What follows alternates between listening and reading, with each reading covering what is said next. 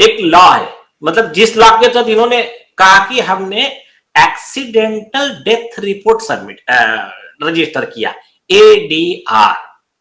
Section 174 of CrPC. अब उस provision में इन्होंने क्या किया, इनके ही एसीपी के पास में रिपोर्ट दिया और उस एसीपी ने बोला ओके केस क्लोज्ड, वो कोई इसमें मर्डर का केस नहीं बनता है। अब 2 गुना उस समय का इन्वेस्टिगेशन ऑफिसर, एसीपी और जो भी डीसीपी था, उसका नाम है अभी नहीं बोल रहा हूं, प्रूफ के साथ आएगा, चिंता मत कीजिए, जो सीनियर पुलिस ऑफिसर है, और सबका हिसाब होगा इसमें। तो इन लोगों ने, या तो बहुत सिंपल चीज है, या तो ये बेवकूफ है, इनको लॉ नहीं मालूम, या तो इन्होंने डेलिबरेटली लॉ का पालन नहीं किया। तो क्या लॉ है, अगर आपने 174 का भी एडीआर रजिस्टर किया तो डिवीजन बेंच हाई कोर्ट ने 2018 से गाइडलाइन देकर रखे हैं, पहले भी है लेकिन मैं 18 का बता रहा हूं कि वो केस में भी आपको रिपोर्ट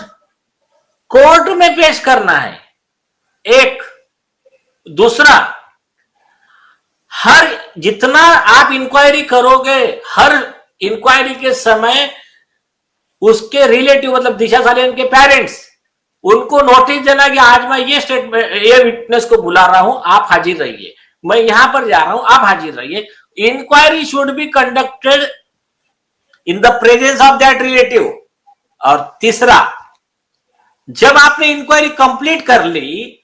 तो हाईकोर्ट ने स्पेसिफिक कहा कि आपको इंक्वायरी की रिपोर्ट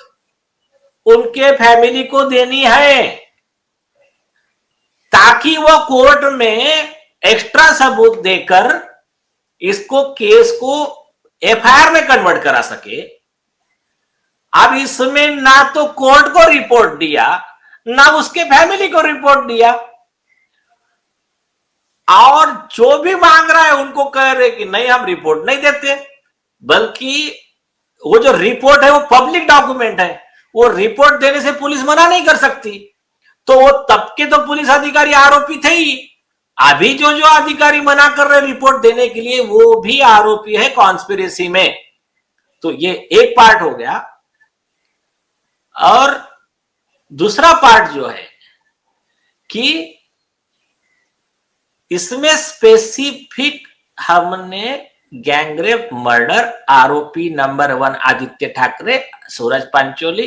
दीनू मोरे, ये सब नाम लिखकर सबूतों के साथ डायरेक्ट राइटिंग में कंप्लेंट दिया है। तो ऐसे में 154 में पहले एफआईआर रजिस्टर होगा और फिर इन्वेस्टिगेशन होगा। और ये एफआईआर, अगर हमारी कंप्लेंट में एफआईआर डिस्क्लोज नहीं होता है तो पुलिस अधिकारी को कॉन्स्टिट्यूशन बेंच ने बोला है आपके पास में 15 दिन का समय है, पहले 7 दिन बोला था, बाद में 2 वीक, मतलब 14 दिन का, उसके अंदर उन्होंने लेटर देना है कि आपके इसमें कॉग्निटिव ऑफेंस डिस्क्लोज नहीं हो रहा। हमारे केस में उन्होंने डिनाई नहीं किया, लेकिन 1.25 साल से इंक्वायरी कर रहे हैं, 1.25 साल इंक्वायरी का उनको कोई अधिकार नहीं है। प्रिया गांवकर के बॉम्बे का केस है, बॉम्बे हाईकोर्ट के डायरेक्शन है, जिसका कंटेम्प्ट अभी एसआईटी कर रही है।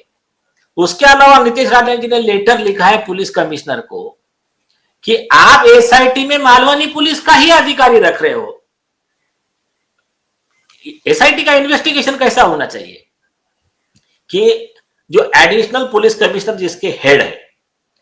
उनके ऑफिस में इन्वेस्टिगेशन होगा, उनका जो असिस्टेंट है, उनका जो सबऑर्डिनेट है, वो समझ इश्यू करेगा उनके ऑफिस में आने में। यहां क्या हो रहा है, एसआईटी के बॉस बन के बैठे हैं वो पीआई मालवनी पुलिस स्टेशन का चिमाजी आड़ाव, और उनके क्रेडेंशियल डाउटफुल है। उनके आदित्य ठाकरे से जो भी रिलेशन है, इसके बारे में नीतीश राणे जी ने प्रेस कॉन्फ्रेंस में कहा, राइटिंग में लेटर दिया, और इनके लेटर और ये तो बाजू में रखिए। बॉम्बे हाई कोर्ट ने सुधीर होरा वर्सेस कमिश्नर ऑफ पुलिस में 2004 में डायरेक्शन लॉ बना के दिया कि जब भी कहीं आरोप होते हैं पुलिस अधिकारी के खिलाफ, तो उस पुलिस स्टेशन से कनेक्टेड कोई भी पुलिस अधिकारी उसकी इंक्वायरी इन्वेस्टिगेशन नहीं कर सकता है। अब इसमें तो वो पुलिस स्टेशन का अधिकारी, एसीपी, डीसीपी, यहां तक के आरोपी है, तो और वो उसका इन्वेस्टिगेशन कर रहा है सीनियर पीआई चिमाजी यादव, और नितेश जी के राइटिंग में रिक्वेस्ट करने के बाद में भी कमिश्नर ऑफ पुलिस ने उनको चेंज नहीं किया है। उस दिन जो लास्ट डेट पे, लास्ट मतलब ये अभी नहीं, जस्टिस उपाध्याय की बेंच के सामने जब हियरिंग हो रहा था, तो कोर्ट में एसआईटी को रिप्रेजेंट करने के लिए वही चिमाजी यादव फाइल लेके अपनी आ गए। तो अभी उन्होंने किया हुआ हर डॉक्यूमेंट इज इलीगल, वो इन्वेस्टिगेशन इटसेल्फ इज इलीगल। तो और देखिए उसमें अकेला कोई वहां का सीनियर पीआई आरोपी नहीं था, कई पुलिस अधिकारी ऐसे, कई कांस्टेबल से लेकर कई लोग हैं वहां के, वो अभी भी उस पुलिस स्टेशन में है और अभी तक यहां से उस पर इंक्वायरी हुआ ही नहीं है। तो अभी हो क्या रहा है कि ये देवेंद्र फडणवीस जी को ये बात पता है नहीं है, आपके वीडियो के माध्यम से ये बात उन तक पहुंचनी चाहिए कि ये या तो पब्लिक को बेवकूफ समझ रहे, या तो होम डिपार्टमेंट के सीनियर अधिकारी को बेवकूफ समझ रहे कि वो मैटर में टेबल टेनिस खेलने का, बस उनको लग रहा है या तो जनता को लॉ नहीं मालूम, कोर्ट को लॉ नहीं मालूम, वकीलों को लॉ नहीं मालूम, और यहां पर सिर्फ हमारा ही लॉ चलता है। लेकिन क्या है, ये जैसा बार बार मैं कहता हूं, अब्राहम लिंकन ने जो कहा था कि आप जनता को बार बार बेवकूफ नहीं बना सकते। जो सुप्रीम कोर्ट ने ऐसा ही पुलिस वालों के खिलाफ में केस था, रघबर सिंह के केस में, तो उन्होंने कहा था कि पुलिस वालों के खिलाफ एक्शन लेने का छोड़ के घुमा फिरा के बकवास रिपोर्ट कोर्ट में पेश कर रहे हो। तो उनको स्पेसिफिक कहा जस्टिस कृष्णा अय्यर ने, बोले अब्राहम लिंकन का वर्ड है कि you can not fool all of the people all of the time. आप 10 आदमी मिलकर एक आदमी को बेवकूफ बना सकते हो, एक आदमी 10 आदमी को बेवकूफ बना सकता है, लेकिन आप एक ही आदमी को 10 बार बेवकूफ नहीं बना सकते। तो ये बात यहाँ पर लागू होती है, बहुत अच्छे से समझ ले। और अभी जो